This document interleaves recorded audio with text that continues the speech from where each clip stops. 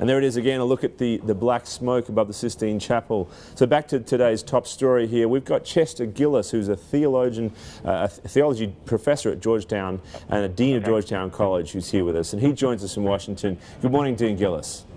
Good morning. How are you? Very well, thank you. So, you know, this is captivating stuff. We're going to have another vote, it seems, later today. Is there anything we can glean from just smoke as to what's going on behind those closed doors at this stage? No, I think the first vote is generally kind of a primary, really, if there were a primary in the Vatican election, to see who the candidates are. Today it'll be more serious. There'll be chances for 4 votes today, and by the end of the day we might have white smoke, but it may take another day. I don't think it'll take more than 2 more days. Why do you say that? What gives you confidence that they're going to get to a conclusion pretty soon? Well, I think the first ballot is just to see who's likely contenders, and then those that have very few votes likely will fall out in the next day. And then they'll be down to, you know, 3 or 4, I bet, by the end of today, if they don't decide it today. Once they see the ballot, once they see who's got a certain number of votes, then votes tend to shift one way or another pretty quickly.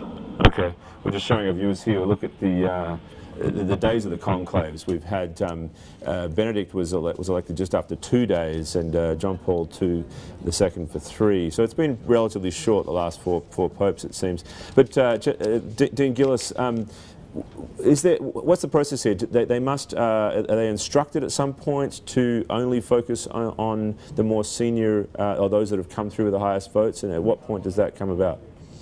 No, there's no instruction. They can vote as they wish, but they're all aware if somebody has 3 votes and somebody has 35 votes, sure, it's likely the person with 35 votes is going to move up and the person with 3 votes is going to drop out. Right. But there's no pressure to vote for a particular candidate. It's just the natural course of an election. Right. Now, obviously, you've studied this intensely for many years, and for those of us who don't pay a lot of attention to it, I think can be struck by some of the arcane details. And our story today, you know, talks to the sort of intense secrecy and the swearing, the oaths of secrecy that the cardinals must make before they go about this process. It seems obviously incredibly opaque. Is this sort of institution, how does it survive in an era of democracy and transparency and all the focus that's on the church right now, and will it survive? That's an interesting question, because, you know, the church is so tied to ritual and tradition and consistency that it makes it anomalous in the contemporary world, but it makes it kind of interesting. A lot of people are watching saying, wow, this is a very different kind of election. This is nothing like democracies do or even dictatorships do. And I think that makes it fascinating. I think that's why people watch. I think otherwise it would just be just another election, just like if they were electing a president of Italy, and people would have less interest. Yeah, or an Italian election just on the other side of the Vatican walls, which went pretty messy recently as well. Look at the question of age here.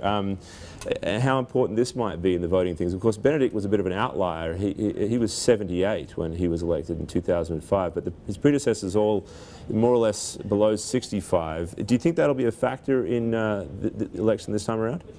I do think it will be a factor. There's no question about it. I think it's unlikely they're going to, only 5 of the cardinals are in their 50s. Most are 60s and 70s. To pick someone in his mid-50s, for example, means you have this pope for potentially 40 years with longevity. And I think they might be reluctant to do that. Then certainly not. I don't think they're going to pick somebody who's 75 or over, too old. But anywhere from 60 to 72 is within the range, I would say. So you pick somebody who's 71 or 72, like Scola, you might have him for maybe 13 years, which is a reasonable papacy. You pick someone who's 60, you might have him for 25 years. Right. That's a reasonable range. Okay. Well, Dean Gillis, thank you very much for your time. Appreciate it this morning. Full coverage of this, of course, throughout the day. And as you might have seen on the screen there, we do expect smoke sometime afternoon, so stay tuned for that.